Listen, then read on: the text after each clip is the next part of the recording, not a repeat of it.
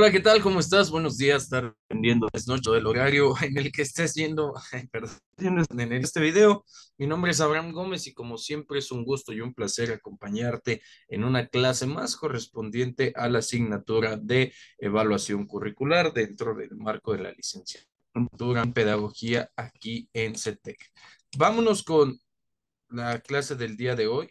Ya estamos casi terminando nuestras actividades, así es que yo te invito a que tengas ahí a la mano eh, tu lápiz, tu pluma, todo en lo que sea que vayas a apoyar tus contenidos temáticos de la clase para que podamos seguir trabajando conforme pues a lo que tenemos planeado. El día de hoy tenemos la clase número 7, así es que yo te invito a que le pongas fecha, le pongas el título y comencemos con los trabajos. El día de hoy tenemos bastante información.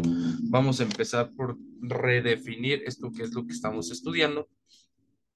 Ya analizamos a lo largo de estas clases los niveles de análisis de los fenómenos educativos. A ver, dame un segundito.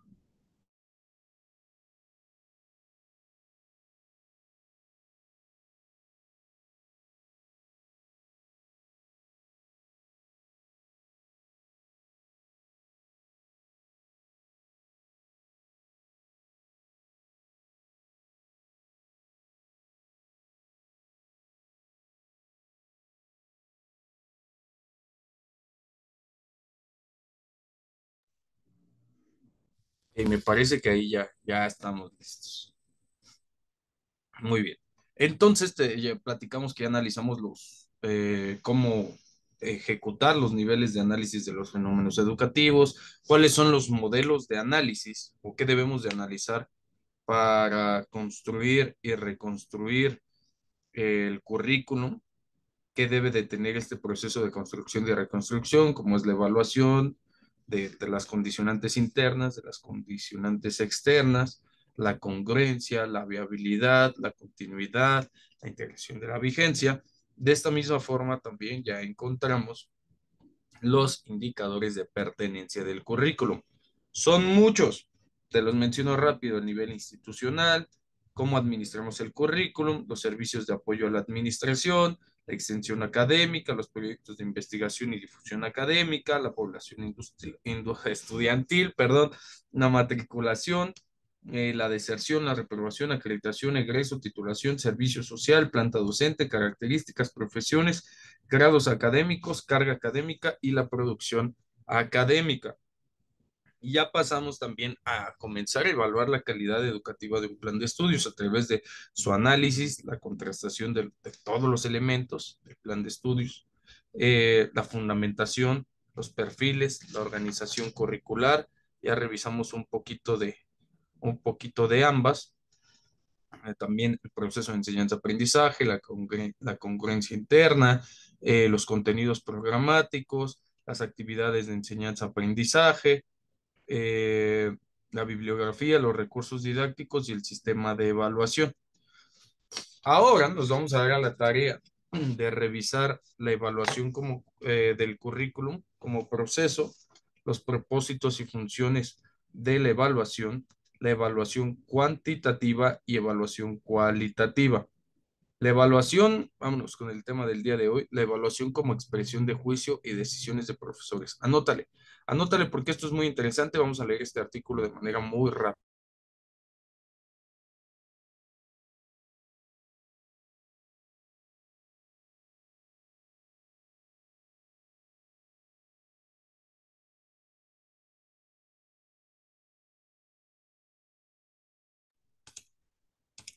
Ok, entonces ojo aquí al artículo, ¿sale? Ojo aquí al artículo, ojo con lo que vamos a revisar.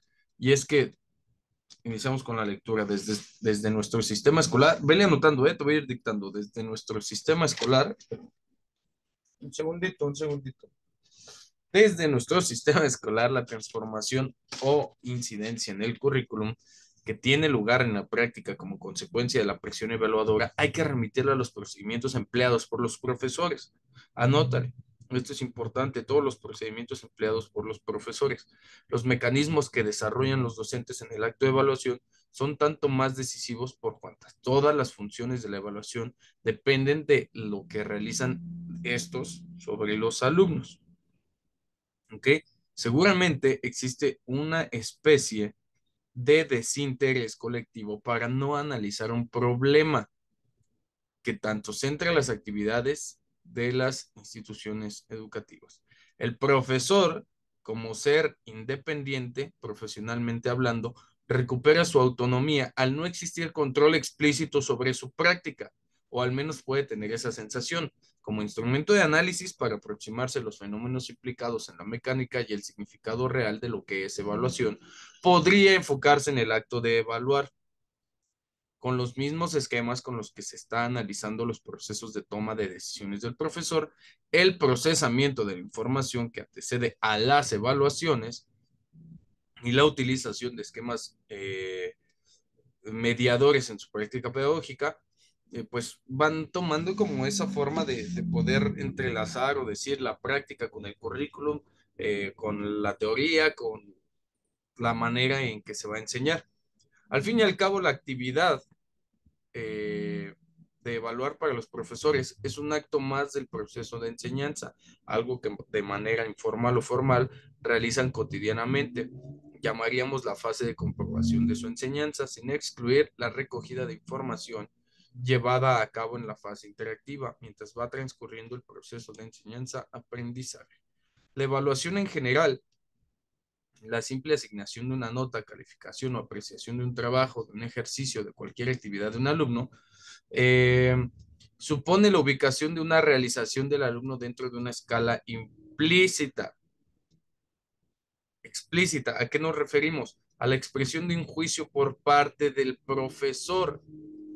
Repito, la evaluación en general, la simple asignación, el poner una calificación o apreciar un trabajo o un ejercicio o cualquier actividad que el docente le encomiende al alumno, eh, supone una escala implícita, o sea, algo que debe de realizarse, pero que debe de estar explícito el por qué yo estoy obteniendo esa calificación o el por qué yo estoy obteniendo ese resultado, pues debe de ser algo comprobable, ¿no? Algo desarrollable.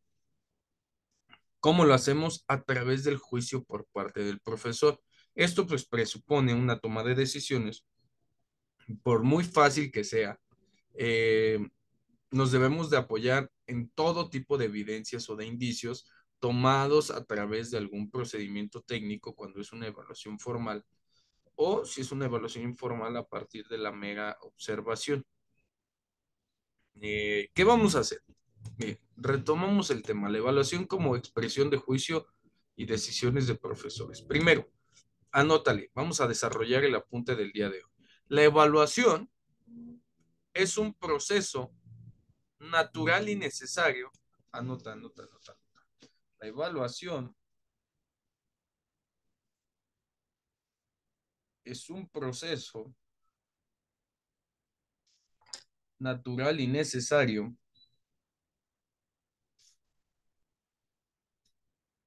para la comprobación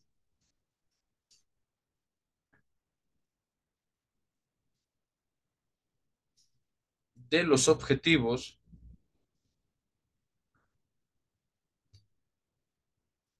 y consolidación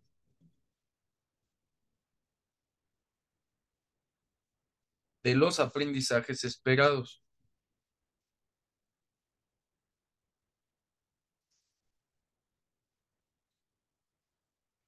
¿Ok? Eso lo tenemos inherente. ¿Sale? Eso es algo que sí o sí tenemos que trabajar. Ahora, de esta situación pues dependen muchísimos factores, como cuáles. Sabemos que las notas son importantes para el alumno, pero también en algunos casos son importantes para el docente. Desde un punto de vista social, académico y personal para los alumnos, nos trata seguramente con la simplicidad de los procesos por los que se le adjudica la responsabilidad al alumno. Uno de estos procesos, perdón, que tienen mucho que ver con una típica conducta simplificada de toma de decisiones por parte del profesor. Ahora, vamos, vamos a revisar un poco lo siguiente.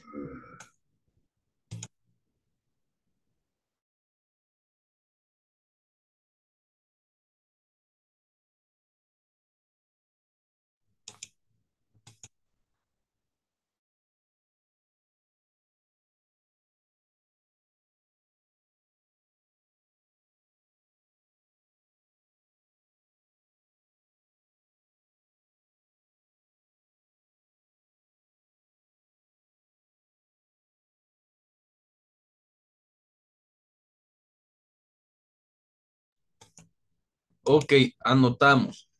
Eh, la evaluación tiene diferentes perfiles.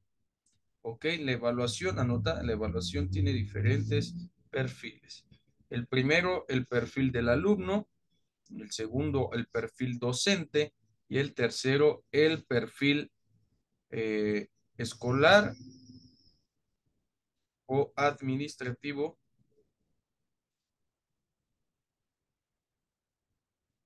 perfil escolar o administrativo. ¿De qué vamos a darnos cuenta? A través de la emisión de juicios. Ok, vamos a retomar algunas de las ideas de este artículo. Ok, la emisión de juicio, del juicio de evaluación sobre un alumno, en términos o categorías simplificadas, numéricas o verbales, que pretenden resumir los juicios que les anteceden, exige llevar a cabo una reducción importante de toda la información que pueda tener sobre un alumno o sobre una tarea. Esa reducción de información es lo que tratan de superar los sistemas de proporcionar informes cualitativos sobre los alumnos y sus realizaciones. Los informes cualitativos contrarrestan la reducción exigida por los procedimientos numéricos o de categorías verbales muy simples, por ejemplo, aprobado o progresa adecuadamente, teniendo mucha más capacidad de información para quien lo recibe. La propia dinámica a la que se ve sometido el sistema escolar por la presión de la sociedad y de la propia administración refuerza y reclama ese proceso de sobresimplificación, pues pide tener clasificados a los sujetos, perdón, en categorías simples y muy reducidas, propias de la evaluación llamada sumativa, expresión de estados terminales para que los colectivos de alumnos sean globalizados como un grupo y poder así discriminar fácilmente entre los mismos, dando paso a las acreditaciones. Ahora, vamos a regresar de este lado y espero que tengas ahí a la mano tu apunte. Ya hablamos que la evaluación tiene diferentes perfiles. El del alumno, que concibe su proceso de enseñanza-aprendizaje como una adquisición de conocimientos. El del docente, que concibe el proceso de enseñanza como una guía y un facilitador de contenidos temáticos, y el escolar administrativo que nos remite a la asignación de calificaciones, ya sea antes, durante o después de un proceso de aprendizaje. Ok, ahora vamos a observar lo siguiente.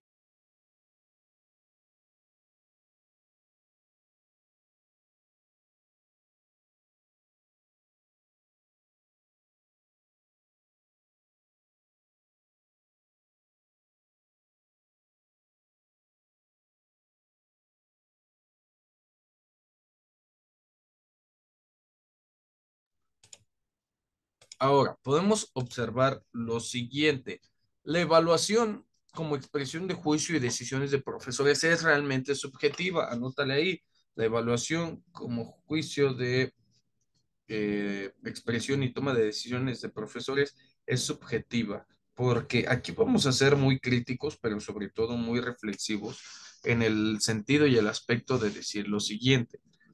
La evaluación, cuando se emite por juicios, no solamente hay que confiar en el juicio del profesor, sino saber en qué fundamenta su juicio. Como docente, Esto sí te lo dejo ahí al costo. Si lo quieres tomar, pues te lo agradecería mucho como docente.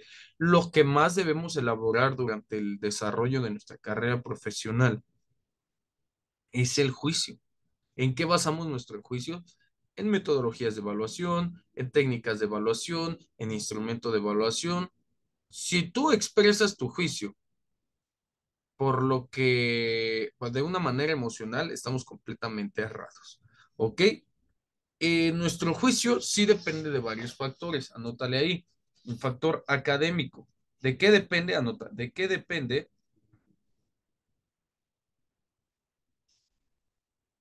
el juicio del profesor?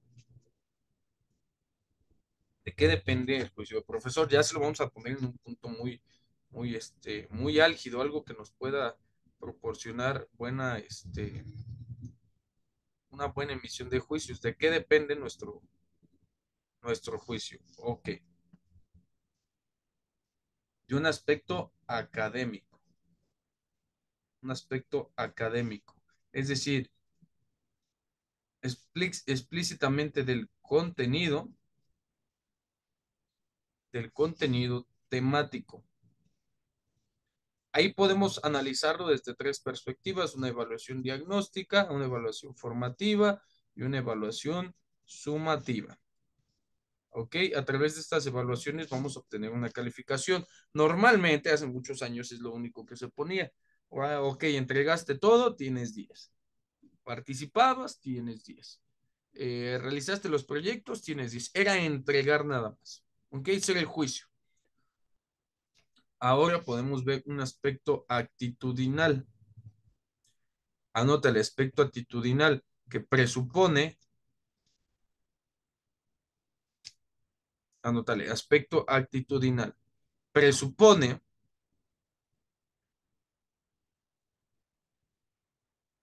ok, presupone una disponibilidad personal del proceso de enseñanza-aprendizaje. No quiere decir que si el maestro me cae bien, me voy a poner a estudiar. No quiere decir que si el maestro me cae mal, voy a dejar de estudiar, sino qué tanta predisposición tenemos para aprender, porque eso es importante. ¿Sale? Esta es una de las nuevas características de acuerdo a las competencias del docente del siglo XXI, pues debemos de tener a la mano. Es el académico, el actitudinal, el emocional. Y es que no siempre el alumno está preparado para el aprendizaje. Hay que hacer que éste lo esté. Entonces, de manera emocional, hay que analizar, anotar, analizar la predisposición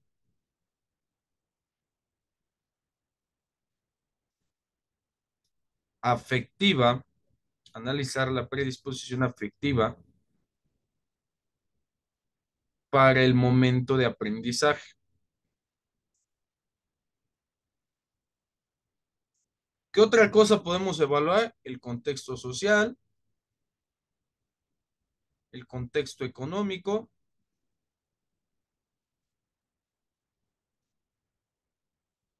Anota, anota, anota el contexto social, el contexto económico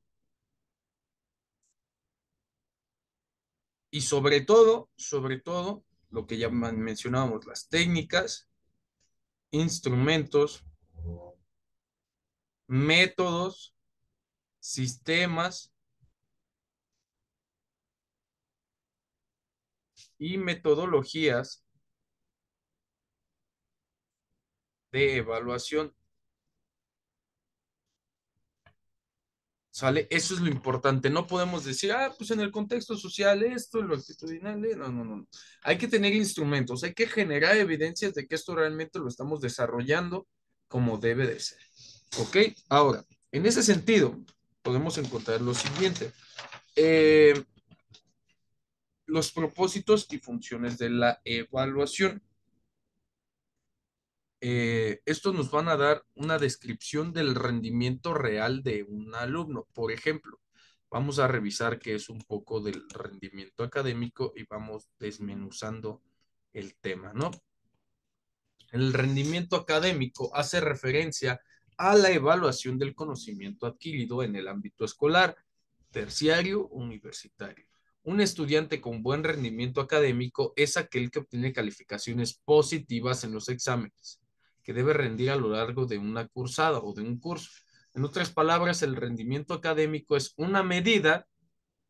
Anota, el rendimiento académico es una medida de las capacidades del alumno que expresa lo que éste ha aprendido a lo largo del proceso formativo. También supone la capacidad del alumno para responder a los estímulos educativos. En este sentido, el rendimiento académico está vinculado con la aptitud. ¿Qué tan aptos estamos para lo que ya mencionábamos, ¿no? Este proceso de enseñanza-aprendizaje? Sigue anotando.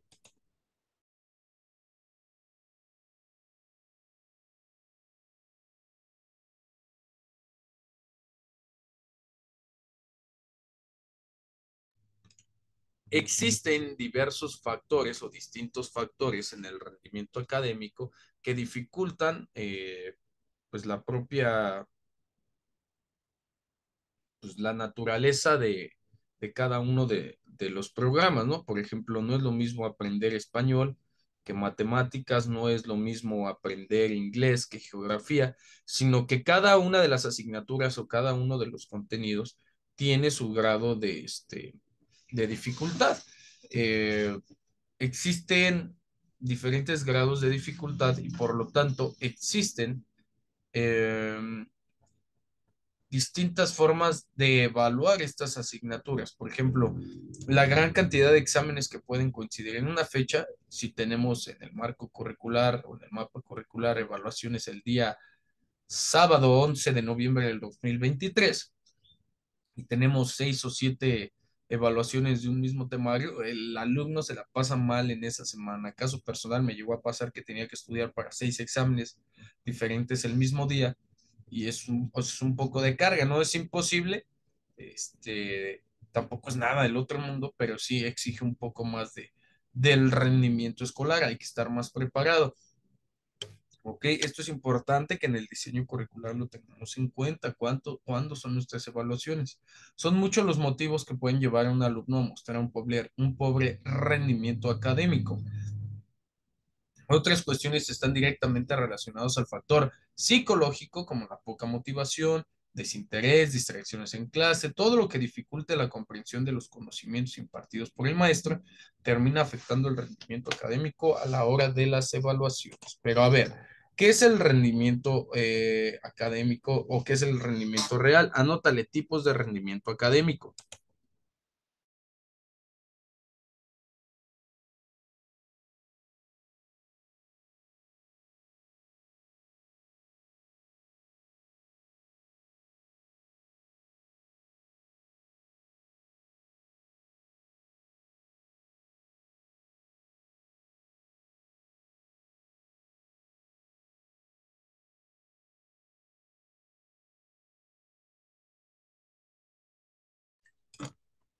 Ok, estos tipos de rendimiento académico están relacionados con lo que pueden llegar a alcanzar los alumnos. Ejemplo, un rendimiento académico suficiente cuando se alcanzan los objetivos planteados. Es decir, bueno, consolidamos el plan y programa de estudios, suficiente. Algo insuficiente cuando no se logran cumplir al 100% las metas que deberían. Por ahí se pasó a tercer o cuarto cuatrimestre y no consolidó algunos aprendizajes, pero bueno, pasó. Satisfactorio, cuando se tienen las capacidades conforme al nivel que se exige. Por ejemplo, se supone que a los últimos semestres ya debes de desarrollar una capacidad de análisis, reflexión, de exposición, de diseño de herramientas didácticas, de consolidar una metodología de la investigación, que se conceptualizan algunos términos abstractos. ¿Okay? Eso es algo satisfactorio. Ya pasamos del conocimiento a la expresión de capacidades. E insatisfactorio. En ese aspecto consideramos que el estudiante no llega al nivel mínimo que se espera. ¿Cómo podemos comprobar esto? Pues sabiendo de antemano que no todas las personas rinden o aprenden igual, que existen diferentes factores que afectan o motivan o desarrollan o potencian esta capacidad de rendir dentro del aprendizaje. Por ejemplo, la inteligencia, las estrategias de enseñanza, la personalidad de cada uno de los individuos. Sin embargo, si algo se trabaja, pueden mejorar resultados.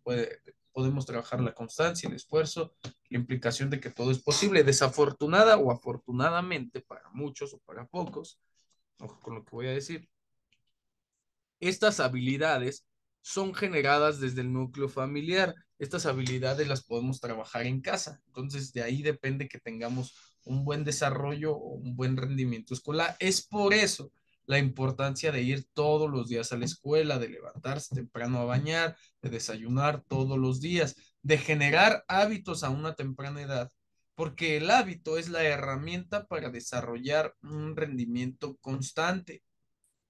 Obviamente todos tenemos altibajos en procesos de enseñanza-aprendizaje, pero entre más constancia haya, el rendimiento escolar puede ser suficiente, satisfactorio, extraordinario o todo lo contrario. Entonces eso hay que tomarlo en cuenta. ¿Qué hacemos para calcular el rendimiento real? Primero, ¿qué es el rendimiento real? Anótale.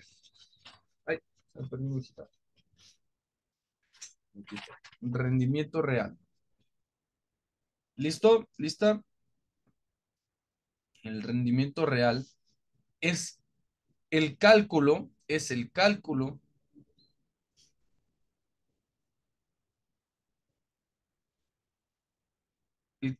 de variables de desarrollo, el cálculo de variables de desarrollo humano por las cuales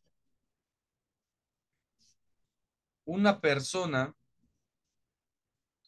es capaz de aprovechar los contenidos temáticos. Te repito, es el cálculo de variables del desarrollo humano, por las cuales una persona es capaz de aprovechar los contenidos temáticos. ¿A qué nos referimos? ¿Cuáles son estas variables?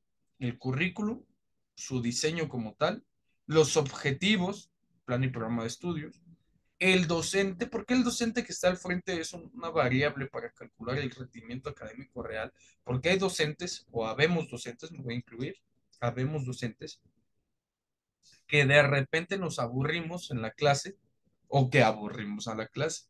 Y hay docentes de totalmente el otro lado de la moneda, ¿no? Docentes que inspiran, docentes que motivan, docentes a los que la clase se te va muy rápido. Entonces, el rendimiento real va a depender también del docente. Y de la misma forma que el docente debe de generar alternativas para que el rendimiento no se vea mermado, el alumno tiene que poner de su parte para poder desarrollar estos contenidos, ¿no? Si el alumno no tiene esa disponibilidad, si el alumno no tiene ese gusto por desarrollarse, pues difícilmente el docente tendrá un vínculo afectivo por lo cual pueda motivar al aprendizaje. Hay que tener en cuenta el grupo que estamos con el que estamos trabajando o al que nos vamos a dirigir de parte o dentro del currículum, el nivel en el que estamos laborando, el grado, los contenidos, es decir, la naturaleza de los contenidos. Ya platicamos un poco si es español, matemáticas, historia de la pedagogía, teorías del aprendizaje, estadística diferencial o inferencial, carga horaria. Eso es importante que tenemos en cuenta carga horaria, porque imagínate que pones el viernes a la 1 de la tarde teoría de los números en ingeniería. Pues el viernes a la 1 de la tarde ya todo el mundo está pensando en descansar y es un poco complicado, ¿no? Tener toda nuestra atención. La alimentación, realmente somos seres humanos, no hay que olvidarlo, y en un proceso de enseñanza-aprendizaje, si no estamos bien alimentados, pues difícilmente vamos a cubrir nuestras necesidades fisiológicas, como lo decía Abraham Maslow, y si estas no están cubiertas, pues vamos a estar pensando en absolutamente todo, menos en en la clase, ¿no? En el contenido de la clase. El ritmo del grado, porque a veces, aunque estemos trabajando, no sé, un ejemplo más bajo, ¿no? De nivel. Estamos trabajando quinto grado de primaria y ya trabajan como de prepa, o en preescolar y ya trabajan como de primaria, como de cuarto, de quinto, o en la licenciatura y trabajan como de tercero, de primaria. Entonces el ritmo que traiga el grado es importante porque con base en ese ritmo podemos desarrollarlos, este, o consolidar los objetivos planteados en un inicio. El cansancio, por lo que decíamos, la carga horaria de repente lleva un ritmo muy acelerado por cuestiones administrativas o por diseño curricular, y es entonces cuando el alumno empieza a generar cansancio, y si el alumno está cansado, lo perdimos. ¿Qué sería importante ahí? Pues tener técnicas de energización o técnicas de descarga cognitiva para que podamos tomar un mejor ritmo del grado. Ahora, es importante también en esta parte del, en esta parte del cansancio tener descanso. No todo es aprender, también hay que tener descanso dentro de las clases. Es una parte importante que como docentes podemos tomar en cuenta, ya que el descanso pues, nos va a permitir pues, tener un mejor rendimiento escolar. Aunque no todos sabemos que no todo en la vida es estudiar y que muchos alumnos tienen este ¿cómo decirlo? Que muchos alumnos tienen la oportunidad de, de descansar en casa. En la actualidad, pues dependen de otros factores. Hay quienes trabajan, estudian, hay quienes apoyan en las labores de la casa, perdón, y es importante tener todo esto en cuenta. Ahora, pregunta, ¿sabes qué son las barras?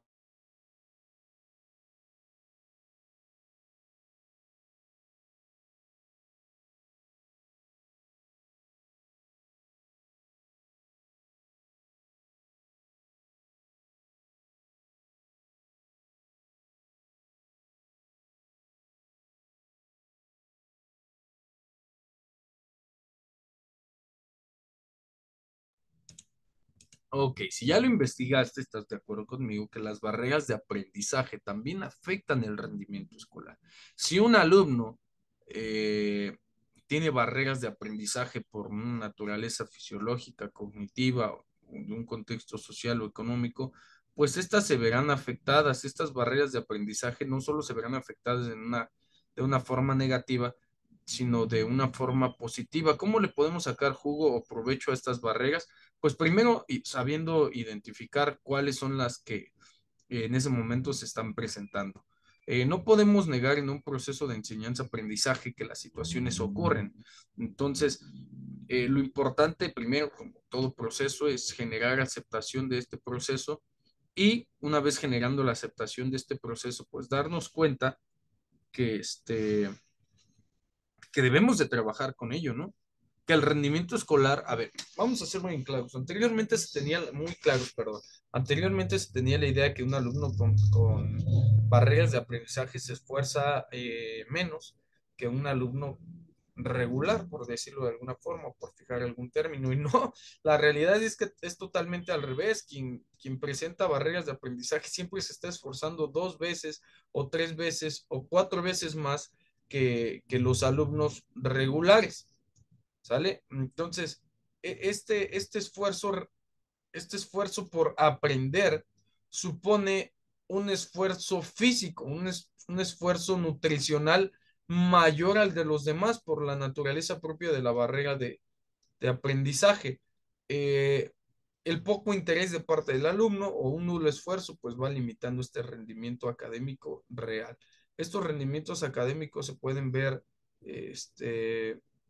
vislumbrados en dos situaciones. La primera, eh, que esto es minuto a minuto, hora a hora, clase a clase, día a día, semana a semana. Y entre más tenemos situaciones de este tipo, pues podemos darnos cuenta que el rendimiento académico real es como una serie es como meter canicas a un bote e irlo moviendo todos los días y al otro día va a ser diferente y al otro día va a haber menos canicas, al otro día va a haber más canicas. Entonces no podemos darnos ahí como por bien entendidos o no podemos darnos como por decir, mi académico rendimiento real es este todos los días porque es algo subjetivo, no depende del docente, no depende del diseño curricular, pero sí el diseño curricular puede ayudar a que este rendimiento pues esté cada vez más presente eh, en, en situaciones del tipo donde podamos tener las herramientas adecuadas para mantener un rendimiento académico constante. ¿Ok? Y si este rendimiento académico es constante, le podemos sacar un mayor aprovechamiento a los contenidos escolares. Ahora, tantito ahí nos fuimos.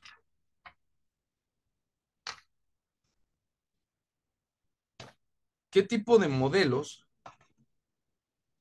qué tipo de modelos y qué tipo de técnicas encontramos para evaluar el currículum? Esas,